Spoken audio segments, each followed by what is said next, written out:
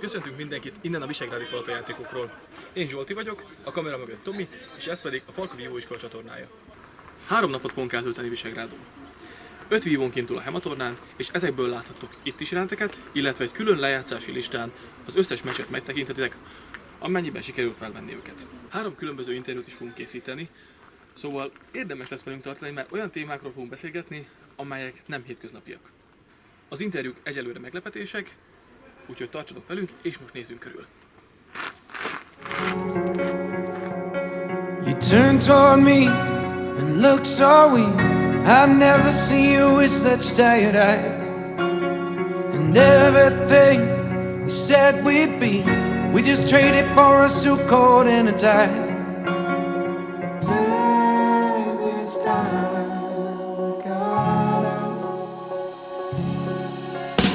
And underneath the rows of trees, I will see you where the ocean meets the sky. Under your toes, the fire grows. You are ready for a different kind of life. Just silent for the wind is calling. You must return to the wild.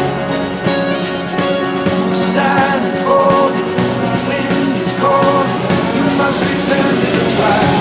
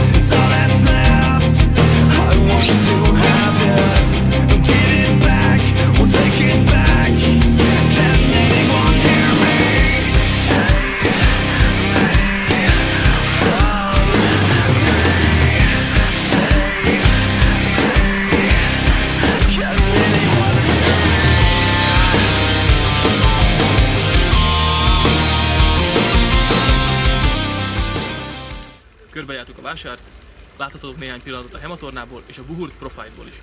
Nem maradt más hátra, mint a jól beígért beszélgetések. Első körben Sunder Lászlóval beszélgetünk, a Hematorna szervezőjével.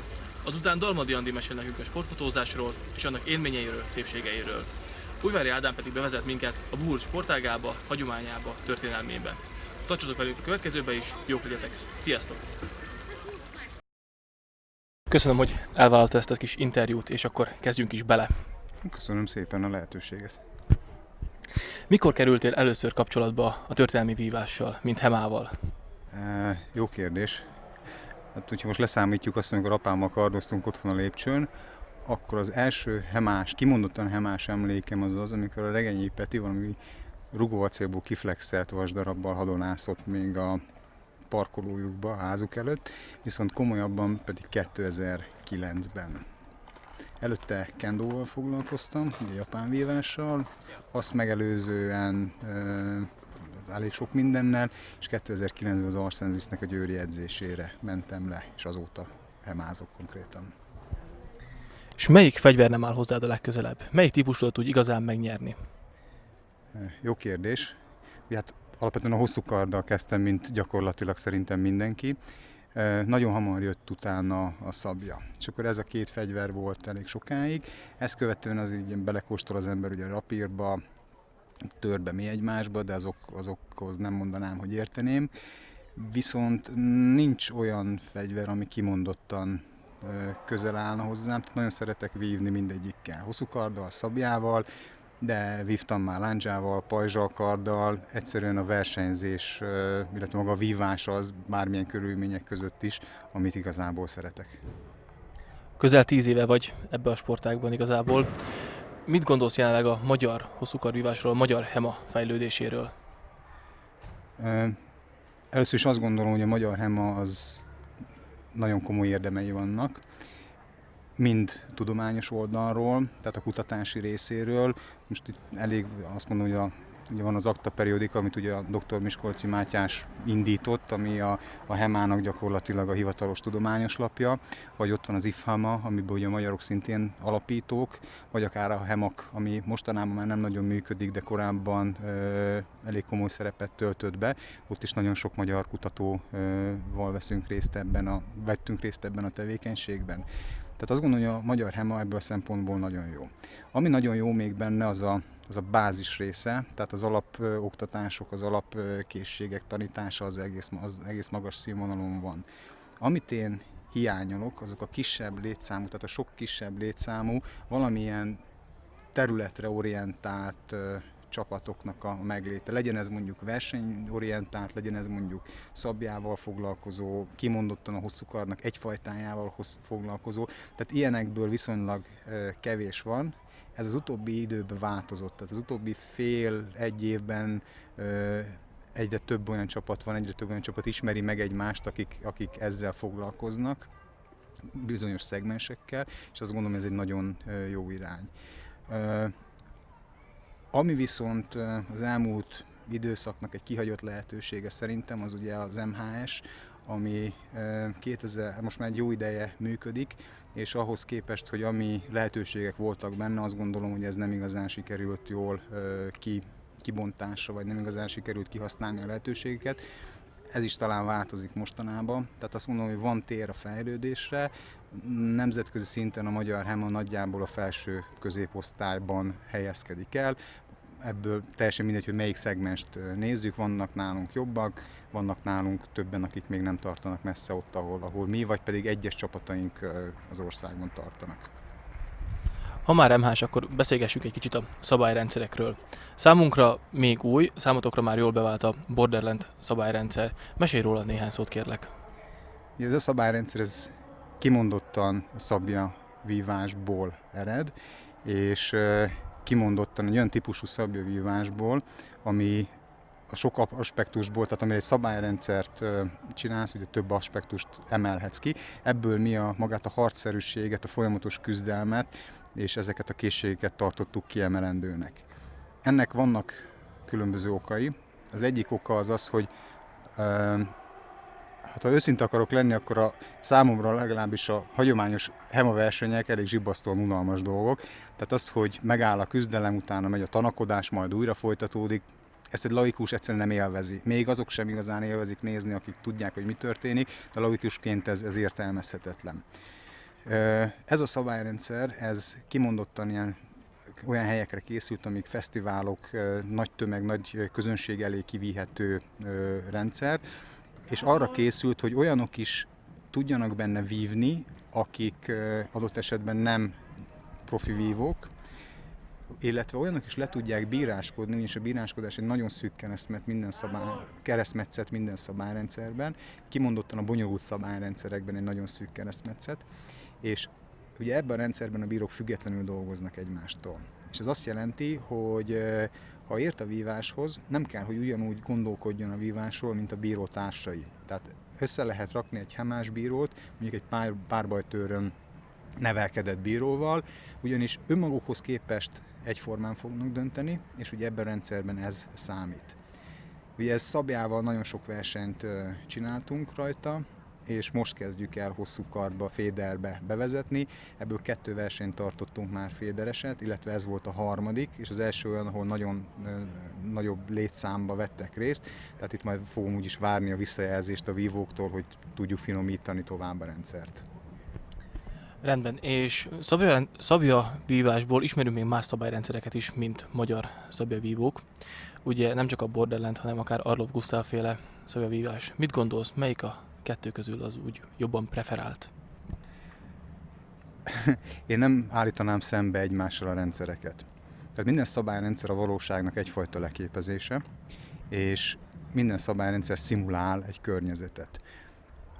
A Borderland az kimondottan 16-17. Századi halálra menő párbajokat próbál valamilyen szinten, amennyire lehetséges egyáltalán szimulálni. Az Arlov-féle, illetve a modern rendszerek, ezek pedig a 19. századi párbaj per sportvívásnak a különböző aspektusait, a kettő nem összehasonlítható. Egyszerű példa, mondjuk 19. század egy ködös hajnalán, hogyha én behúzok neked balkézzel egyet a párbaj közben, akkor nem biztos, hogy ez egy olyan jól fogja az úritársaságba magát kivenni. Ellenben mondjuk egy random rajtaütés során valamelyik tatai végvár környékén ez teljesen bele fog férni, mert Ali nem fog tiltakozni ellene sehol sem. Tehát mindennek megvan a maga meg helye és az ideje. Azt gondolom, aki tud vívni, meg szeret vívni, az ki kell, hogy próbálja magát minden létező rendszerben. Rendben, nagyon szépen köszönjük. Köszönöm a lehetőséget. Köszönöm szépen, hogy elvállalt ezt a kis beszélgetést. És akkor kezdjük is. 2019-et írunk, 3 év telt el azóta, hogy elkezdődött a pályafutásod. Igazából mennyi versenyre tervezel idén menni? Ugye tavaly 8 hazai verseny voltál, és 1 nemzetközi versenyen. Idén mennyi a terv? Hát az idén sokkal több meghívást kaptam. Igazándiból az amatőr fotózást én évtizedek óta elkezdtem, maga a sportfotózással, kifejezetten a szakmai részével 3,5 éve foglalkozom, és így alakult ez ki, hogy közben megismertem a HEMA, mint hosszú kardvívást is, megismertem a páncélos történelmi kardvívásnak az alapjait, és akkor kezdtem el igazán komolyabban foglalkozni a sportfotózással.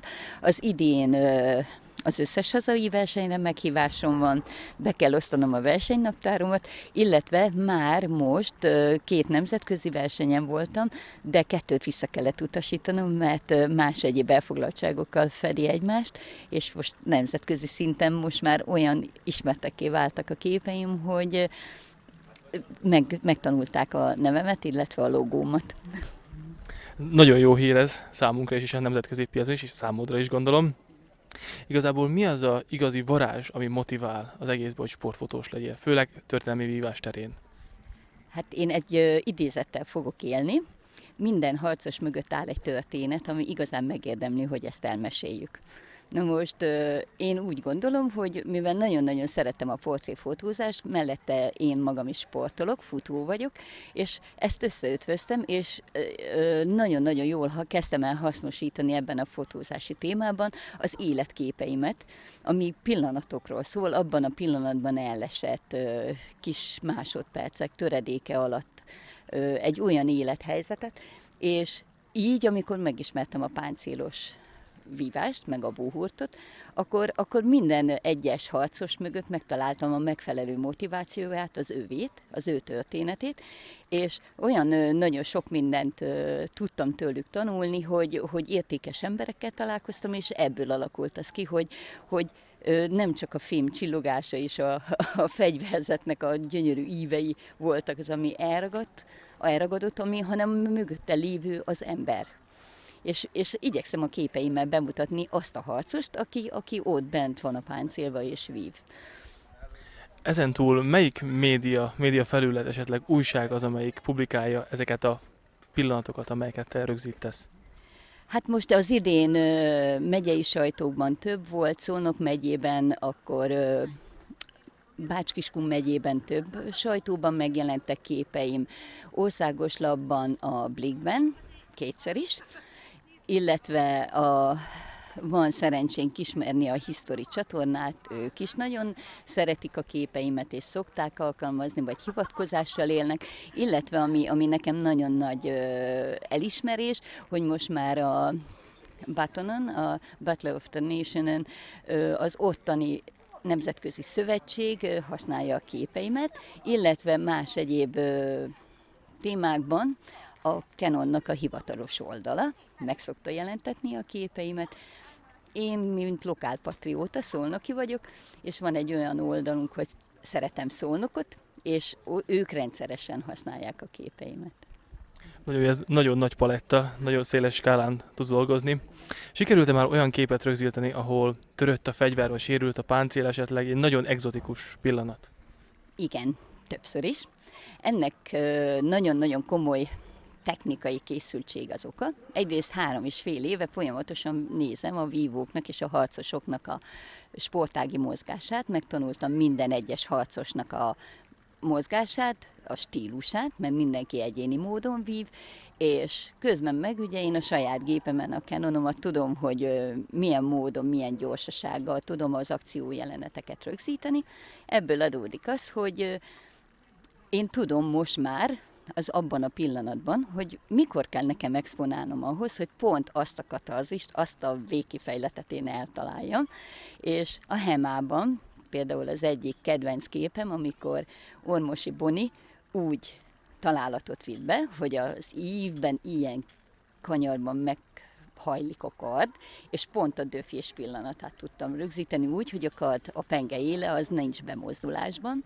A Buhurtnál több ilyen jelenetet tudtam, a batonon is, mert hála Istennek van szerencsém a Magyar Buhurt Szövetséget most már 3. éve elkísérni a Nemzetek Csatája világbajnokságra, és 2016-ban, amikor legelőször láttam ezt a sportágat véletlenszerűen, akkor fönt a lelátóról rácsodálkoztam erre a sportágra, és most 2019-ben elérhettem azt, hogy a fotós akkreditációmmal engem beengedtek teljesen közvetlenül egy ilyen nemzetközi versenyen a Karámhoz. És ott bizony van fegyvertörés, és ezeket sikerül rögzíteni. Nagyon szép eredmények. A Buhurton és a Hemán túl fotózol-e más sportot? Igen, hát amint mondtam, hivatkoztam rá, hogy én futó vagyok. Abban is eldísekszem akkor, hogy a BSI-nek, Szolnok megyének, Szolnoknak én vagyok a futó nagykövete. Szakedzőit végeztem, évtizedek óta futók, tájékozódási futó vagyok, és nagyon sokszor, hogyha van olyan jellegű futóverseny vagy félmaraton, én a futást, mint futósportágat, azt rendszeresen szoktam fotózni. Ott Szolnokon is, területi szinten, illetve országos versenyeken is. Van-e olyan pillanat az életedben, amit szeretnél nagyon megörökíteni? Igazából egy olyan vágy, egy képen, amit látni szeretnél a jövőben, egy kitűzött cél esetleg? Hát igazándiból én elmondhatom, hogy minden egyes pillanatot kitűzött cél, mert ugyanis ezek annyira hirtelen történő változások, itt nem lehet előre tudni, hogy éppen melyik pillanatot fogjuk el. Én inkább azt a szerencsét kívánom magamnak, hogy legyen lehetőségem pont azt a pillanatot látni, és ott lenni, hogy időben tudjak exponálni. Mi is kívánjuk ezeket a pillanatokat, és további sok sikert kívánunk. Köszönjük szépen! Én köszönöm a megtiszteltetést, nektek is szép napot!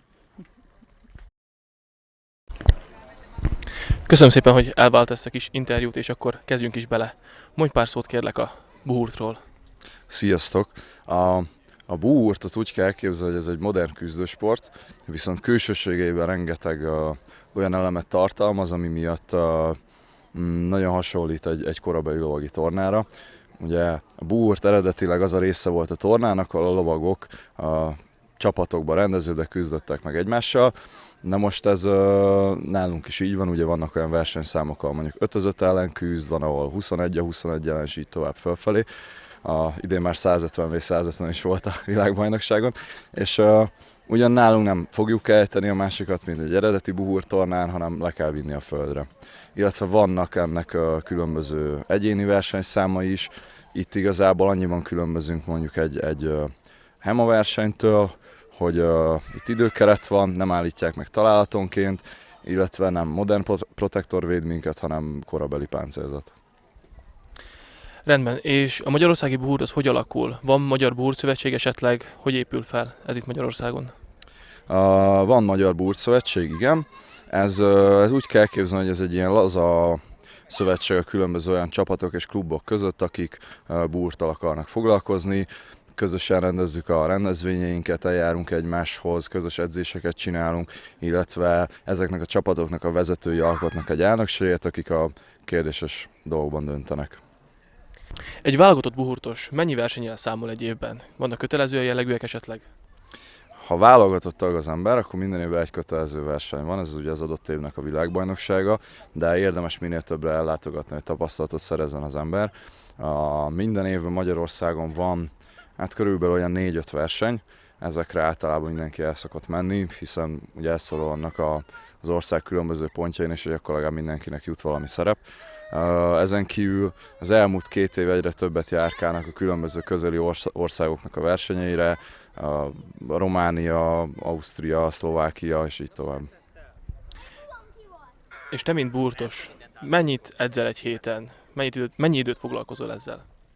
Hát ez ahogy időm engedi, alapvetően az a heti rutin, hogy mondjuk legalább hetente 3-4-szer végzek erőemelő edzést, illetve minden héten van egy páncélos edzésünk, egy vívó edzésünk is, illetve amikor úgy érzem, hogy mondjuk nem az erőnlétem, tehát a fizikai erőmön kéne javítani, hanem mondjuk az erőnlétemen, az állóképességen, akkor vannak olyan fél évek, amikor mondjuk félreteszem az erőemelést, és helyette mondjuk eljárok boxolni, vagy más olyan küzdősportra, ami inkább az állóképességet meg a mozgást javítja. Szerinted melyik az a sportolói múrt, amivel érdemes elkezdeni buhurtozni?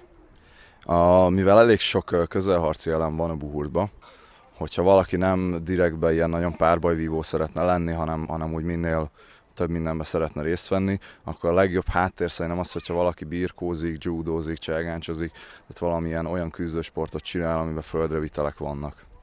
Rendben, nagyon szépen köszönjük! Szívesen, sziasztok!